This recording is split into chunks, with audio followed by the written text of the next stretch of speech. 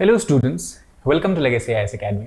Today we are going to discuss about India's law regarding abortion, and we are also going to discuss briefly about Medical Termination of Pregnancy Act. We'll try to explain and briefly understand what are the various provisions under this act according to which a woman in India is allowed to have abortion. So let us try and understand about this particular topic in more detail. So first of all, why we are talking about this particular issue is because recently, if you look at all this protests that has started and is going on in United States of America, it is because in a significant step, we can say in the backward direction that has been taken by United States Supreme Court, which is backward from women's rights perspective, because Supreme Court of United States has decided to overturn a landmark judgment that was popularly known as Roe versus Wade judgment that was given in year 1973. Now, why this judgment is very important? Because it is from this judgment women in America got the right to have an abortion before the fetus becomes viable outside the womb or before the period of 24 to 28 weeks before the 24 to 28 week period after the conception.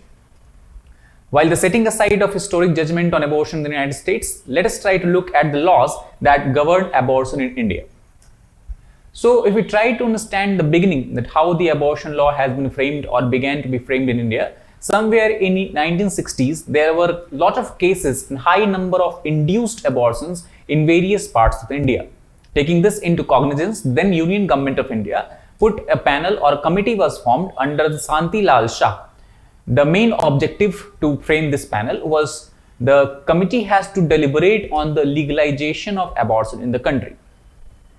Following the advices and recommendation of this particular committee, finally somewhere in year 1971, a Medical Termination of Pregnancy Act was formulated by the Parliament of India.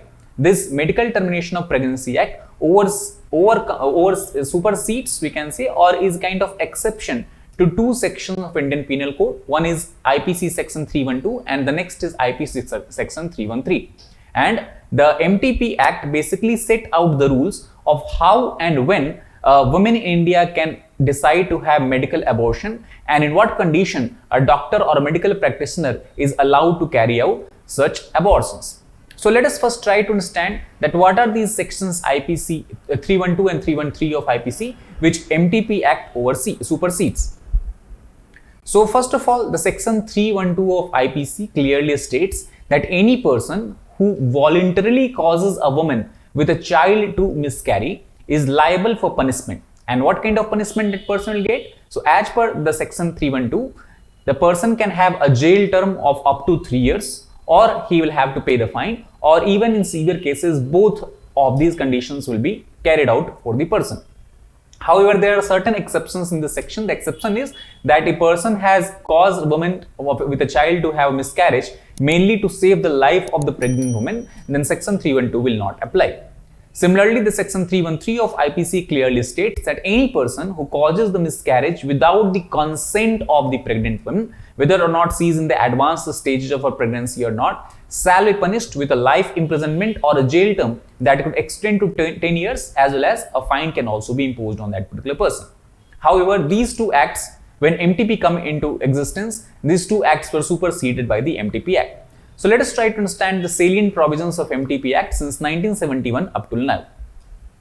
So the main changes that one was introduced in the MTP Act was in year 2003 when a rule was formulated. The rule was basically to allow the use of the then newly discovered abortion medicine that is called as misoprostol to medically terminate a pregnancy which is up to 7 weeks into it.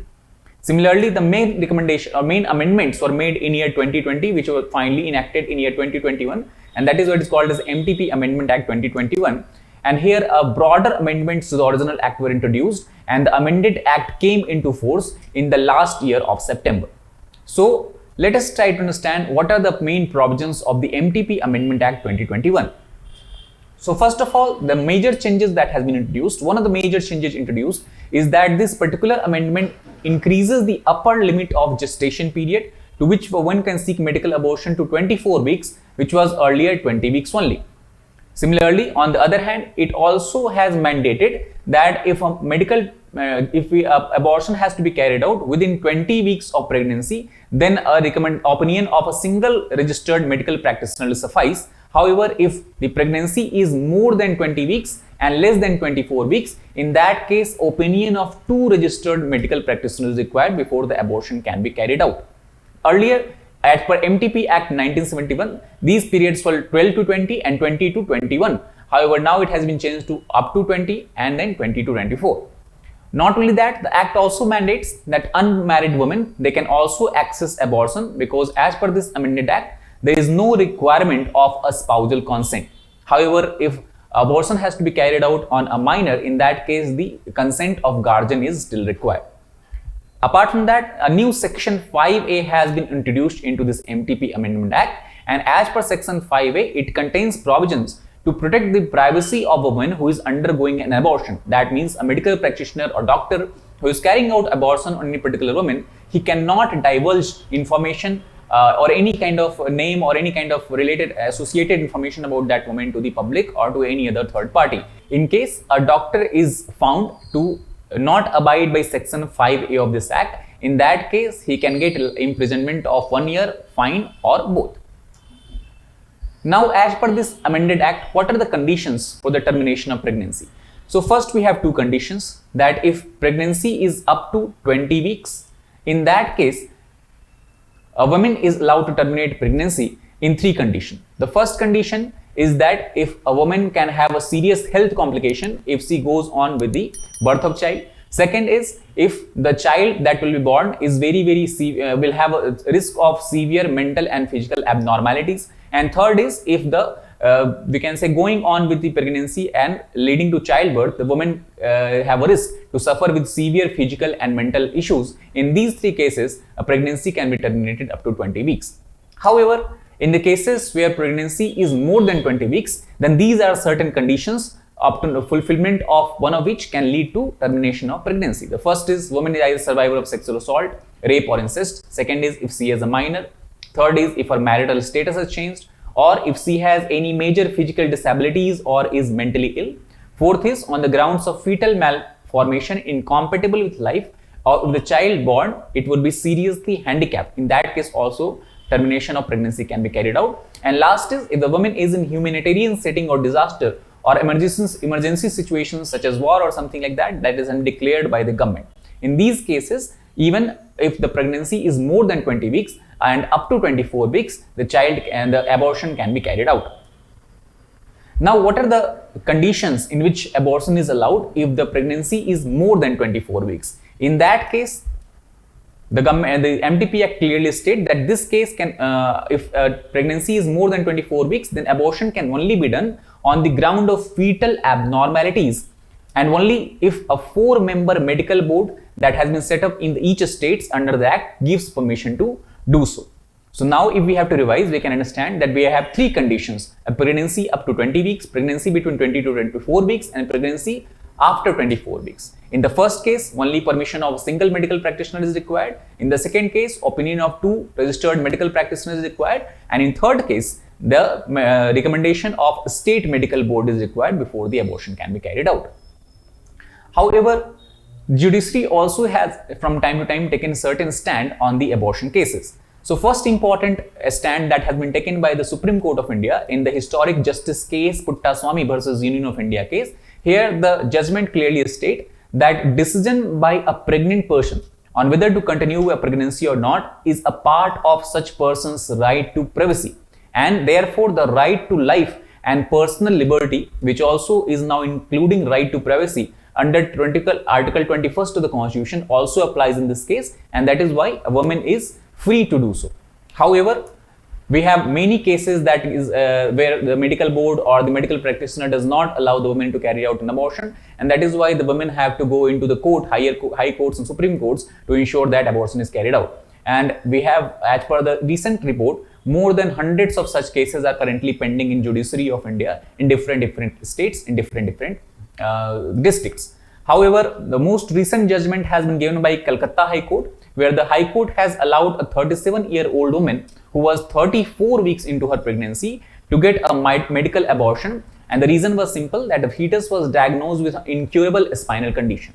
Now, why this becomes important? This judgment to allow women to carry out to have her abortion by Calcutta High Court was done by superseding the rules of the state, by ruling of the state medical board, where the state medical board earlier had said that they will not allow the abortion to be carried out. So that is why this is very, very important judgment. However, if you look at the Medical Termination of Pregnancy Act, even Amendment Act of 2021, it is not free of criticism. There are several criticisms. What are the criticisms? The first criticism is that according to a study that was published by the Lancet, a very well-known journal in year 2018, it is believed that 15.6 million abortions were accessed every year in India as of the data from 2015. The problem is that MTP Act mandates that abortion can only be carried out by obstetrician or gynecologist in India. But the problem is that if you look at the rural health statistics published by Ministry of Health and Family Welfare, there is about 70% shortage of such doctor and such a specialist doctor, and that is why MTP Act actually prohibits the women in rural India, or we can say also treats them unfairly, and the women in rural India are at disadvantage as far as the access to abortion is concerned.